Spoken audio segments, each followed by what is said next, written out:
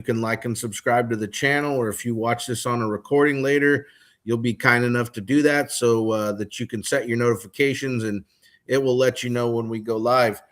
Today, I have another special guest for you.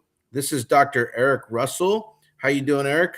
I'm doing great, thank you. It's an honor to be here. Yeah, Eric is here talking to us, or he will be talking to us about the Association for the History of Chiropractic. But why don't you just tell us a little bit about who you are and how long you've been in chiropractic and that kind of thing real quick. Oh, awesome. Yeah, thank you so much. I'm a 1996 graduate from Palmer College of Chiropractic in Davenport, Iowa. Nice. I have 30 years now. I just had my 30th anniversary last week in the Okay. profession. I split those times, 15 years in private practice in both Illinois and Texas, and then 15 years in chiropractic education. So I Excellent. was a faculty member and a dean at Parker University. I was the former president of the New Zealand College of Chiropractic. I also worked for a couple of years at Life University as the associate vice president for academics, and also taught chiropractic philosophy.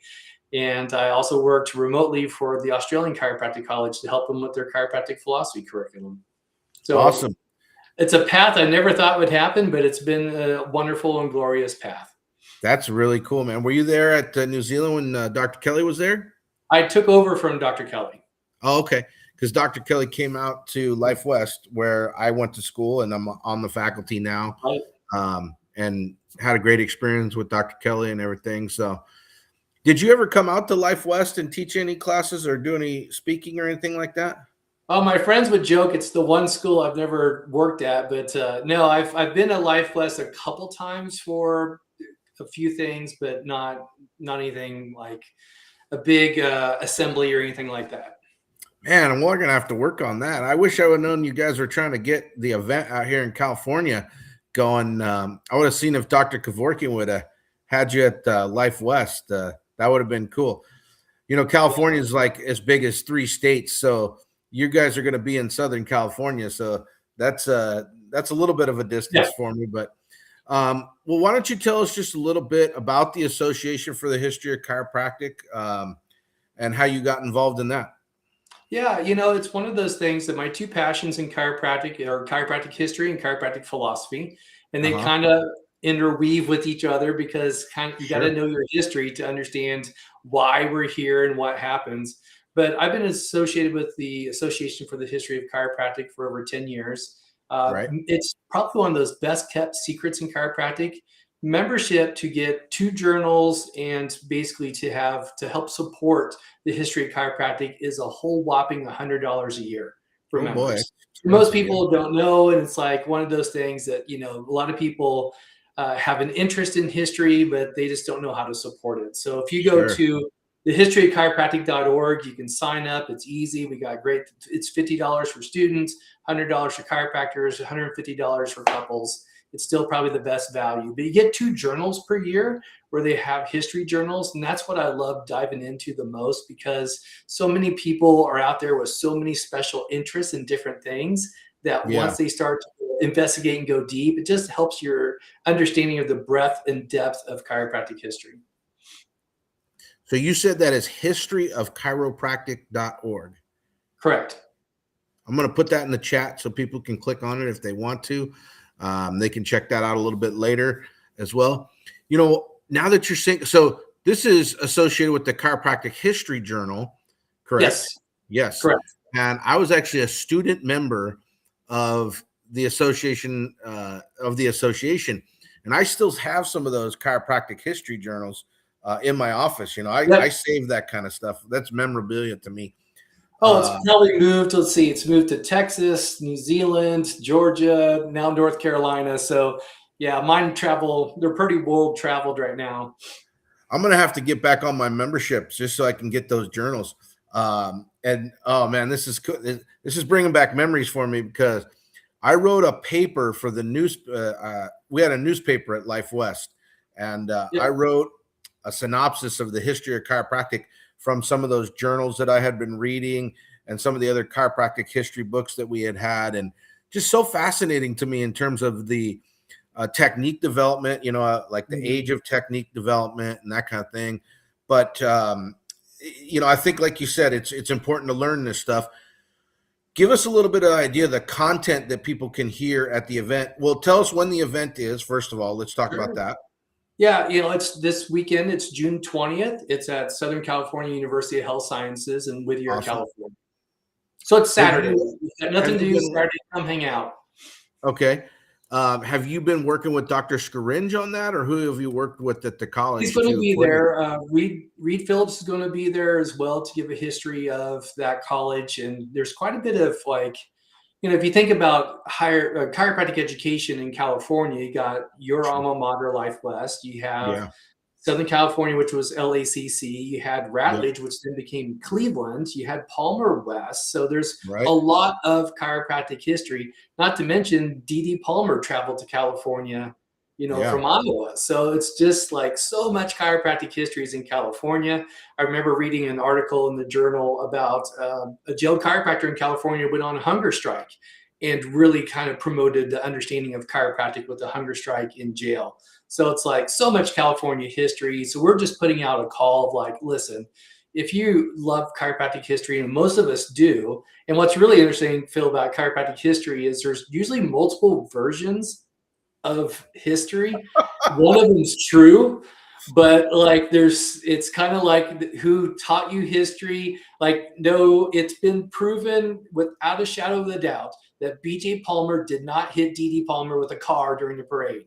But okay. yet in some schools they teach it, so there's multiple versions of almost everything in chiropractic history, and that's what makes it so fun. So some of the Yes. topics that we have, and I'll kind of quickly go through the list, and I really appreciate you letting me kind of promote it.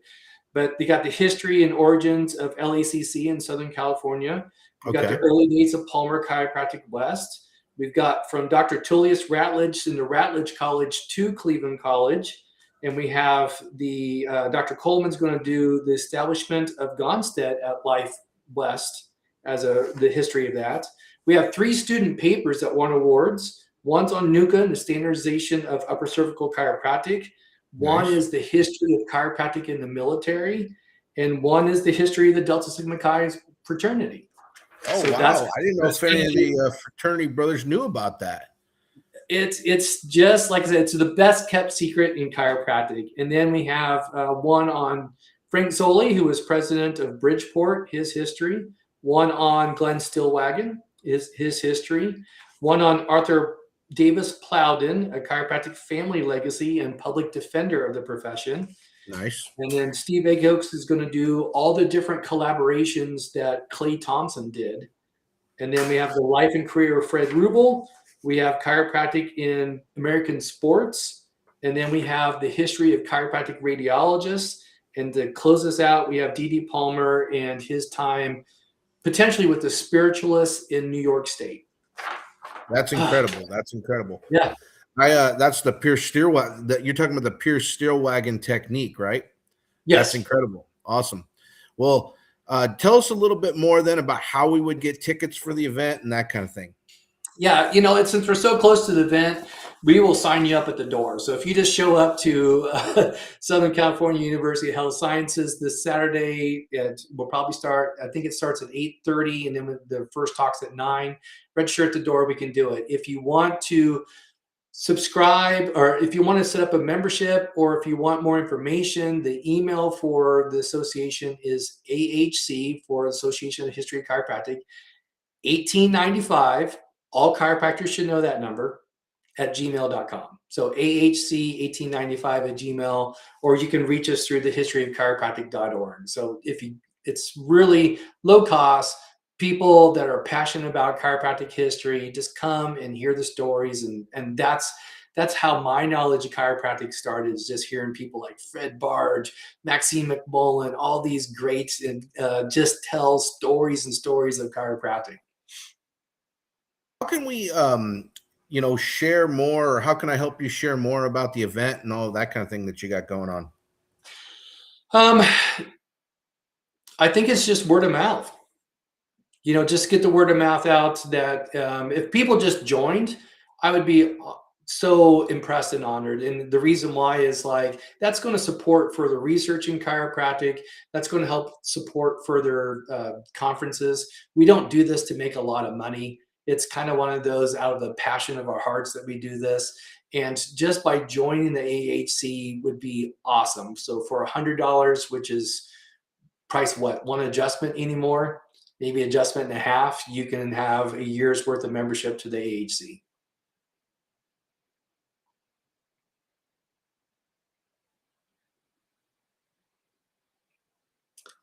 Phil, I don't know what happened, but I can't hear you. Oh, there we go. Sorry about that. I said I'm definitely going to reach out to the fraternity brothers that I know and things of that nature, and let them know that there's a big presentation about the history of their organization going on down south. That would be really cool, I think, for a lot of students to learn more about and that kind of thing. Yes.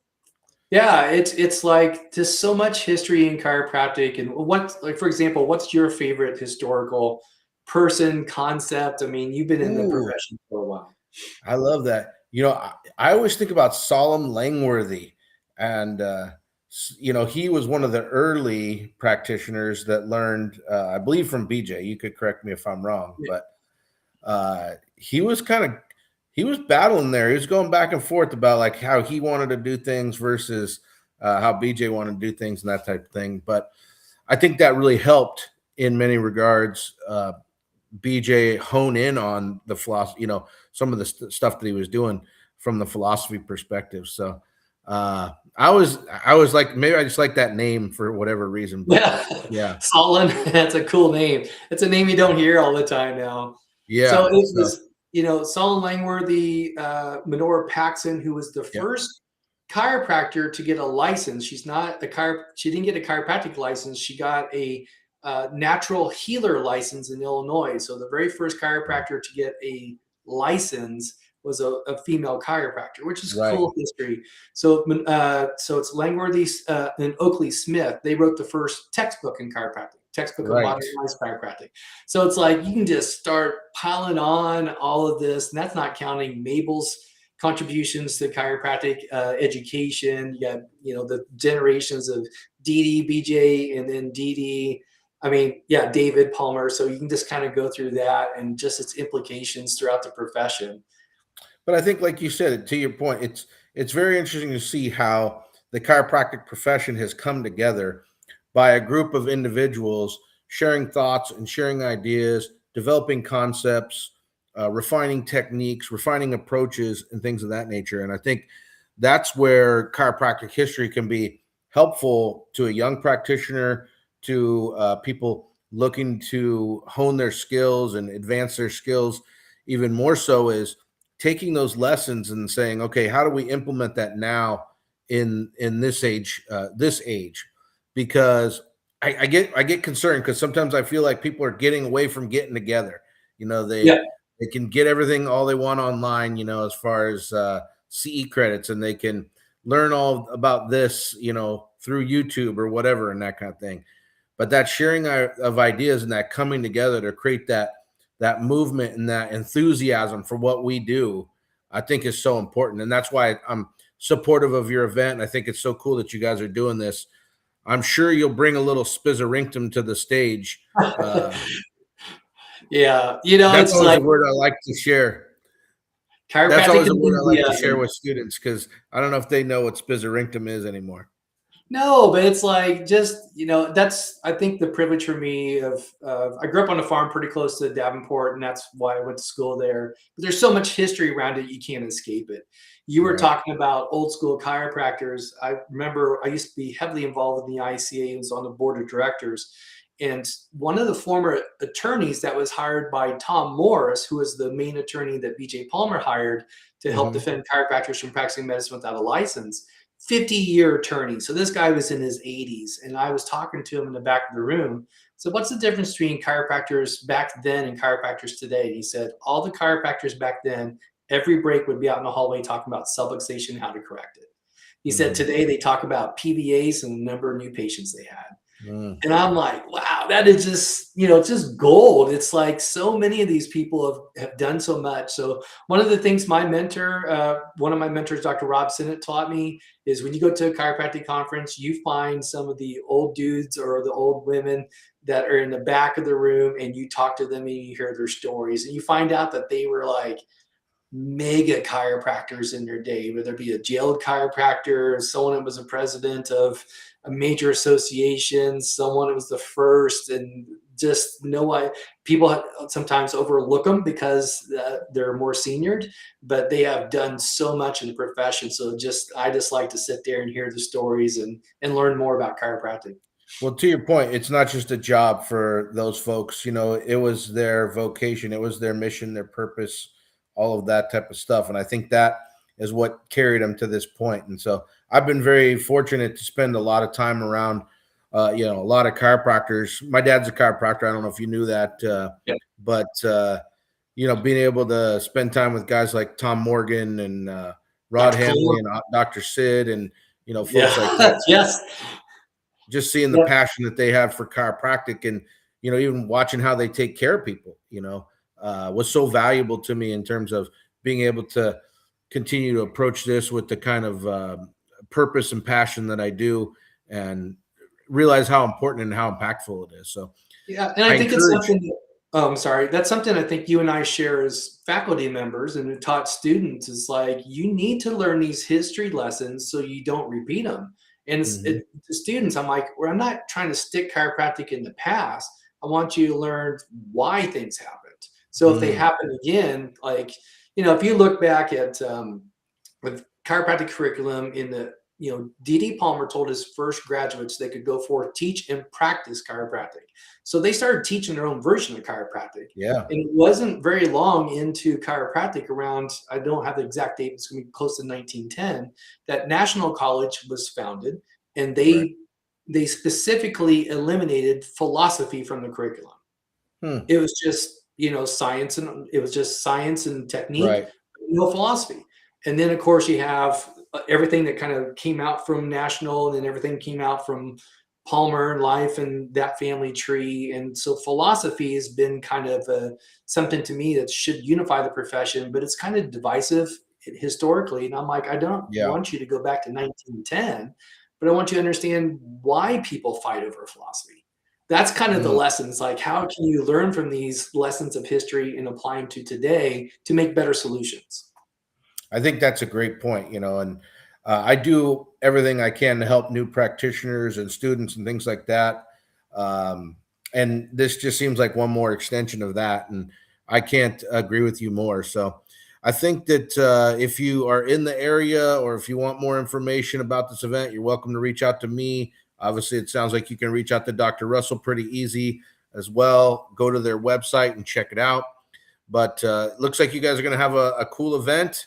And I would take the opportunity, if I were you, to get out there and check it out and learn a little bit more, because seeing those kind of things will certainly enrich your life. Good to say. Any other things to share, Eric, before we close it out today? No, I just thank you again for the opportunity. And I just kind of encourage everybody, if you're passionate about chiropractic, which I know chiropractors are, they're one thing they're not lacking is passion. You should definitely look into joining the Association for the History of Chiropractic to help perpetuate the entirety of the history of chiropractic, not just one version, but all of it forward, so we can get a better understanding. So you'll love looking through and seeing those journals coming every, twice a year, and just learning more about the rich history of our great profession.